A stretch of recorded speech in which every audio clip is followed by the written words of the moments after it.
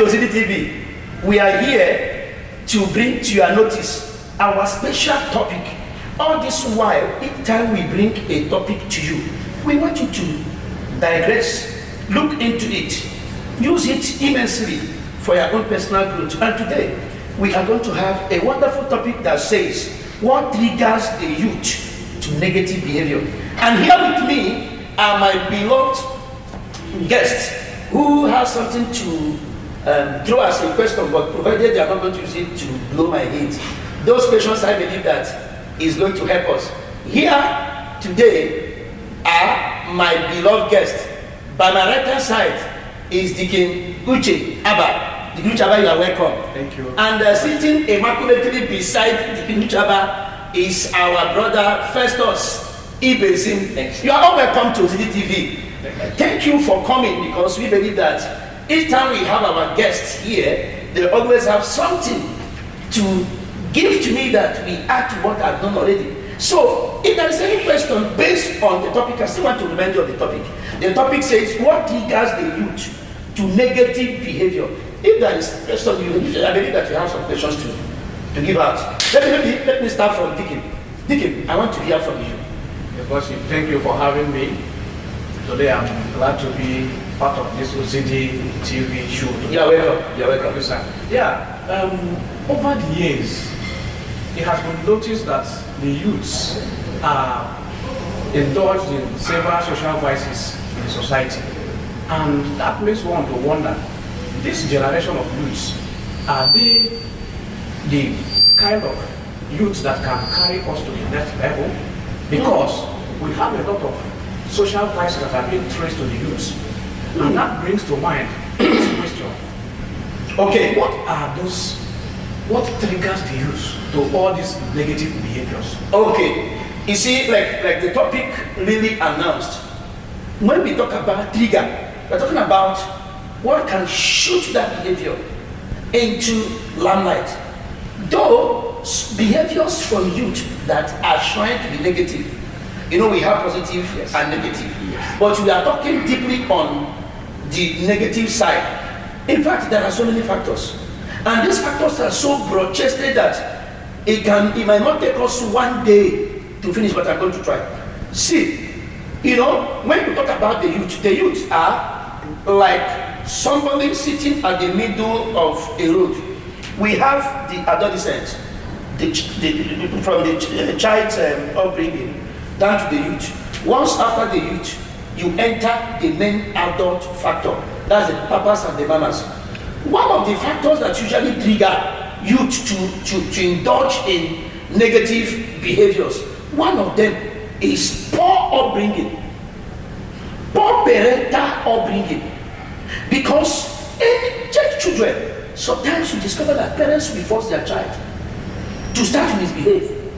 Presently, you will discover that some parents hardly ask. Imagine somebody sending a father 100,000 naira, and you know that this boy is still in school. Instead of saying, my child, I'm supposed to be the one to give you. How did you manage?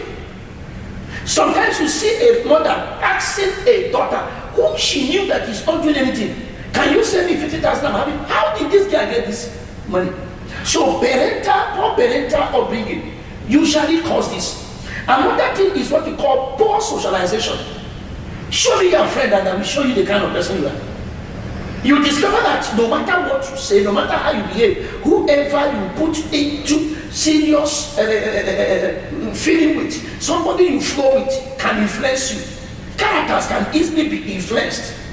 So poor socialization, you discover that you have a wrong friend, you want to be the good boy in the house, the good lady in the house, but your friend will make you to have a change of character.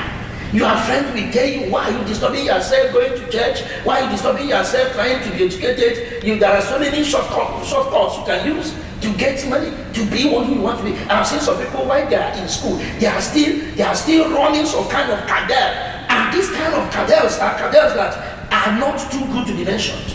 So socialization. Do you know that social network, social media is affecting our generation? People now, what they see, what they discover through social media can go a long way in influencing them. People now are no longer struggling to let me wait and pass through my school. Let me graduate, search for job, or indulge in legitimate business. People, once they see one funny thing that they can do and get money, whether it is societally accepted or not, they go on it. But sir, I want to ask a question. Okay, in this situation, where how can the society control the problem in that social, that is when we talk about social media influencing the youth, influencing, how can the government play a particular role in controlling them? You know that we have what you call freedom of expression, freedom of speech, freedom of religion. Though the government have been doing in their own best ability, they have been trying to curtail these excesses. But there is something I want to tell you. No matter how you try to curtail it, I can comfortably tell you that the youths are very dangerous. They know how to get out of it. They know how to pull themselves out of a dirty trigger. They know how to maneuver. No matter how you try to checkmate them, they know how to maneuver it. Imagine somebody will stay somewhere, prepare a note, pass it across to a bank, use it to defraud a bank without anybody blinking an eye. Have you seen it? Where somebody will stay in his comfort zone, convince a person to cut away millions. So no matter how the government try to, it is individual issue. Even in the church, we try to change the mindset of people. We try to let people know that it is not always easy to live in this generation, escape the challenges of this generation. It takes having the mindset of God. And that mindset, if you check the Bible in the book of 2 Timothy chapter 2 verse 22, he said, run away from youthful, that youthful exuberance, that youthful nature. You know, that's what we call the youthful nature. When we talk about youthful nature, do you know what you see? People who are faster than their shadow. People who want to get it overnight. People who really want to maneuver things to get it the way they want it. So when you see people moving under this particular atmosphere, you discover that they are the most dangerous. So no matter how you try, the only best way is that let the church keep on talking, and let the people that are called the youth take it to heart that as a youth, you are the one to give yourself self-discipline. The fact that you came from a poor background does not mean that you should go and steal in order to solve the problem of your family. No, it is not always like that. So there are so many ways. There are so many factors that have contributed to this. Some people get it weak syndrome. You know, Israeli now, you see a young boy of 22 years riding the best car in town, and nobody cares to ask what happened. Nobody cares to call the person's attention to it and say, how did you get this money? The parents too will not even ask. The society where the person comes from will not ask. In some cases, people who are supposed to ask will pretend as if they did not see it. So who is to be blamed? That is exactly what you are saying.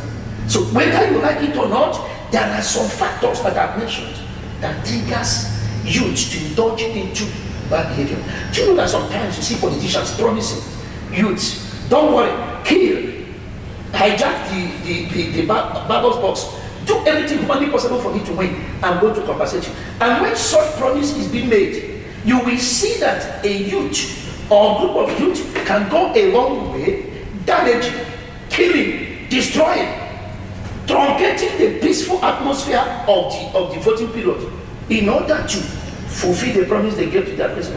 And when such a thing is done, the society is the one to receive it. The society will always receive it. So that's the reason. Okay, with this type of attitudes, it is said that the youth are the leaders of tomorrow. Okay. This type of attitudes, this present generation, can we still hope that they are the people that can take this generation to the next level? What I'm trying to say is that if, considering what is happening, you are asking if this present generation of youth, crop of youth, can take this generation to another generation, because generation is like that. After one generation, another one will come. So yes, there will. There is something that is compounded issue that nobody can read it out, whether anybody like it or not. Another generation might be better than this. Another generation might be worse than this. It's a continual issue. So the next generation, people are enlightened more than before. Yes. People are greatly enlightened more than before. Notwithstanding that there are some ugly consequences that comes with this anti behavior, you will still see that the next generation is working towards actualizing their aim. Naturally speaking, every young man wants the society that is very comfortable. Yes. A society where you are a graduate, you can pick a job. A society where you are struggling and you receive the payment of that, the essence of that you are struggling. They are aware. They will. But the only thing there is our old papas and mamas are the one corrupting them. Because imagine every time we hear the youth are the leaders of tomorrow. Who are these papas and mamas? Those who are holding political offices. Those who are standing in the political position. Imagine you want to be a police officer. Instead of them to give it to you based on your qualifications, they just make merit is no longer considered in the society. So who are the one officially exhibiting or carrying out the order of merit? Are they the youth? Who are those that are sitting in the offices? The papas and the mamas. Permit me to use that word. The papas and the mamas. They are the one who says who works where. So if they will consider merit, that if somebody spent almost 5 years in the university or 6 years in the university, as the case may be, with good qualification, when you come out, you deserve to be employed. Yes. If you are not going to be employed, there's supposed to be a conducive atmosphere where you can do business. Why is it that our lawyers, our doctors, some people who are professionally inclined are running out of the country? The reason is they discover that there is no fertile ground or a kind of a good playing ground for them to operate. So they will surely, I can say it any day, any time. The generation here, the present generation, they are qualified, sound in education. They are sharp, constructive, entrepreneurs. They know what they are doing. Only that in some cases, the atmosphere is not conducive. They will take. They will show you. Thank God. Some of them are occupying some political positions. Some of them are creative in nature. Some of them are solid entrepreneurs. And what are we talking about? Once the government have a kind of good focus on how to do human development, they will. I want to ask a question. What is the role of parents now in enlightening their children, that is to make them understand that tomorrow is right? Because what they have been seeing around the society recently has brought a lot of youths, brought them down, that none of them think that tomorrow is great. They just want to do it today, tomorrow, to get that level they want to get to. Then what is the role of parents to control? Parental role is very important when you are trying to curtail the excesses of the youth. Parental, because it is very, very important. Where you are coming from has a way of dictating where you are going to enter. Take for instance, if I'm discussing with my children, I need them to understand that this and this and this are not good. No matter, even if the crowds are doing it, it is left for the. You see, the church has a role to play. The parents has a role to play. But since your question is intersected on the parents, I want to tell you that one of the best ways to curtail the excesses of youth must start from the family upbringing. Every family has their norms. Every family has the way they do their things. So, and all these children used to look at their parents. If your father is not living right, your father used to put out things that are not profitable to the society, and the child is looking at the father or mother. What do you expect? What do you expect? They say that the son of a Goliath must die like the father Goliath. Yes. So in that particular aspect, the parents must play a role. For instance, while the child is in school, if you come back from school and they discover that there are some textbooks with you, that they are not the one that bought it, you must return it. Until you get a father that can do that. Until you get a father that you are at the age of 18, you are riding a Rolls Royce, and your father saying you can't park it inside this compound. Until we get to mothers who will see a child dressed half naked, and that mother can comfortably stand boldly and say, go inside and change that cloth. Until we get to that level.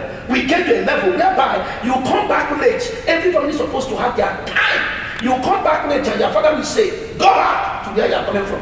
Once, twice, they will now discover that my father is a no-nonsense. No-nonsense is not that you should be too aggressive to your children, but be principled in training them.